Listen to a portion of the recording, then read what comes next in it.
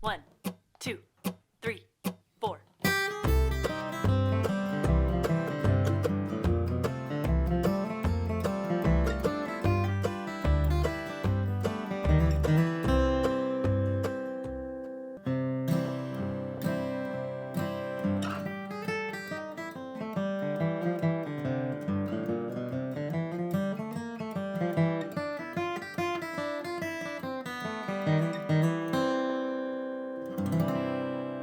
Hey folks, I hope you're doing well. Got a bluegrass guitar lesson for you today. By the end of this lesson, you're going to have a better understanding of how to play bluegrass lead through a common CFG or 1-4-5 in the key of C chord progression. Got the tabs on screen here so nobody gets lost, but if you go through this lesson and you find it too difficult, especially if you really want to learn how to play this style but you don't know where to start, I do offer a beginner-friendly full bluegrass guitar course, but I'm not going to waste your time talking about it right now. If you want to check that out, just go to the end of the video or check out the information in the description.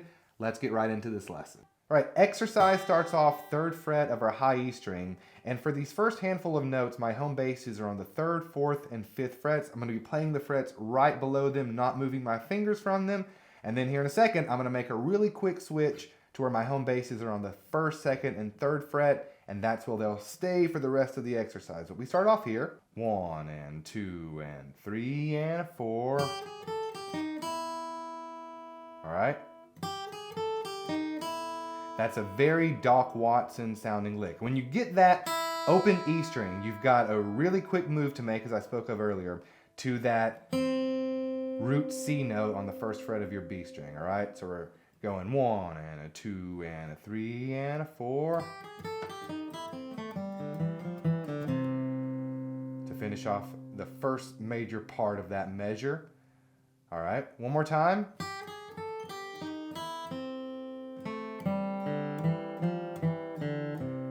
All right, again, after that open high E string, go from there to there. Gives you some time to do that, and then you're basically just playing over a C chord shape. All the notes that we're going to access on your tab there, just over that C chord, all right? Might be a little tricky at first. Your fingers might not be used to playing them. Practice it slowly over time.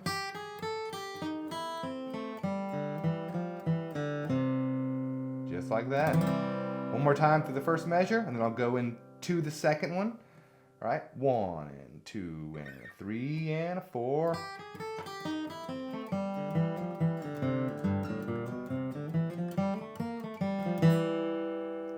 All right, so going into the second measure, that F chord measure, we do play a couple of quick notes there at the end of the first, and watch slowly. Then right here.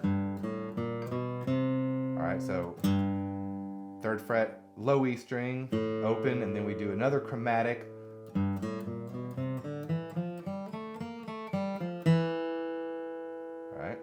Really cool lick there over the F chord, but really I picture this not over an F chord shape per se, because look, the F and the C look real similar. I'm just playing those notes over a C shape, kind of thinking melodically there, if you will. One more time, as slow as I can go, all that up until that point. 1 and 2 and 3 and 4.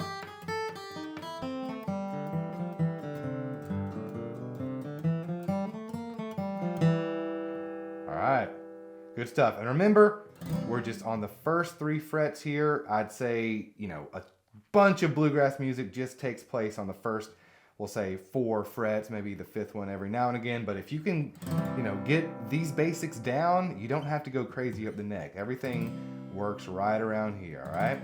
And then we're starting from the last note there of that, we'll call it the F measure, that 3rd fret on our B string, right? Acting as a pickup note, once again, into the G measure. 1 and a 2 and a 3 and a 4.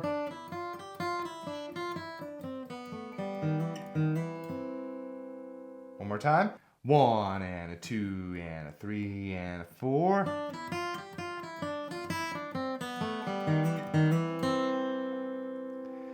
All right, and I find that to be the easier measure because when you're playing the high strings, you don't have to skip over all the ones and risk deadening the strings that are already ringing out and everything else. Okay, so let's take a look at the last bit of that measure. We've got that slide that repeats itself. I'll highlight it there. All right, one more time, play around with that.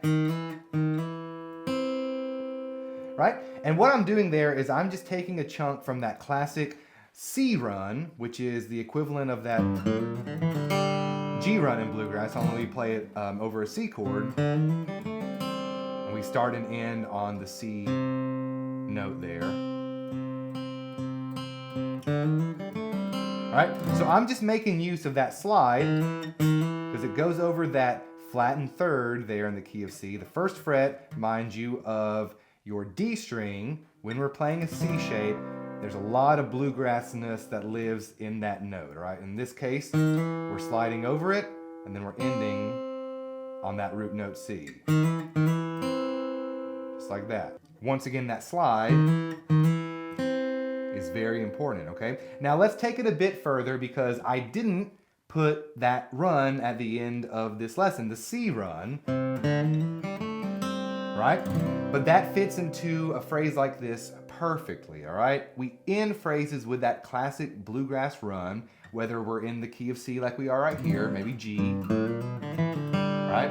We can even play a D run if we're playing a song where we end on that D chord, okay? So let me go through this whole thing one more time, and then I will play a C run at the end, and then let me tell you about Flatpick Foundations. If you found this lesson valuable and you want more lessons like this, the way I explain things and break things down with this on-screen tab here, but playing that C run at the end of it, we're gonna sound like this. 1, 2, 3, 4.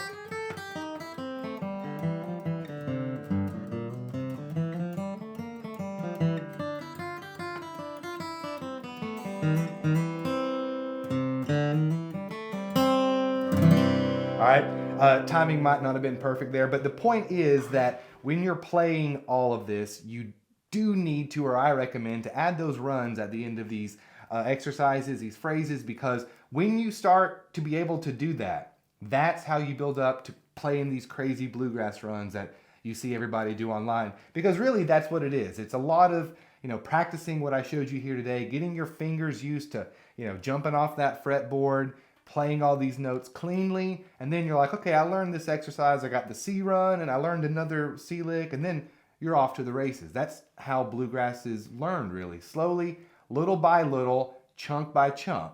And I like learning that way because if I try to learn something that's too difficult, I get hard on myself, I get demotivated, and I don't end up getting that win that keeps me practicing every single day. And if that sounds like something that'll help you, that's what I teach, and that's my system inside of Flatpick Foundations. That's my beginner-friendly bluegrass guitar course. It's helping hundreds of folks around the world who don't know where to start, or maybe if you are like me and I still have this problem, like every day, when I go to watch a lesson online, it's over my head, or it's just not communicated in a way that makes sense. So students all over the world are getting real value learning inside of the program. It's both a course that teaches you the fundamentals all the way through tons of instrumentals, and those instrumentals are being added to over time. So it's a course and it's a program, and it's also sort of like a membership as well. So like I said, if you found this valuable, you can check it out down below. There's also a free mini course if you just want to start with the basics. And also folks, if you enjoyed this lesson, the subscribe button, if you hit it, it really, really helps me out. It also helps in my journey here to spread bluegrass music to a wider audience and also chip away at our collective addiction to our devices. I talk to a lot of folks that are like, man, this bluegrass stuff, it's great and it's unplugged. You don't have to charge the instrument. And I really think that moving forward, this is something that we all need. And what better way to get unplugged than picking up an acoustic guitar and really connecting with really just a big piece of wood and play music with it. So folks, check out Flatpick Foundations down below. Say hello in the comment section. I'd love to hear from you because honestly, you guys are great. I get so many nice emails, and the things that you say and the nice, kind things are really what keeps me doing this every day. We'll see you on the next one, folks. Take care and bye-bye.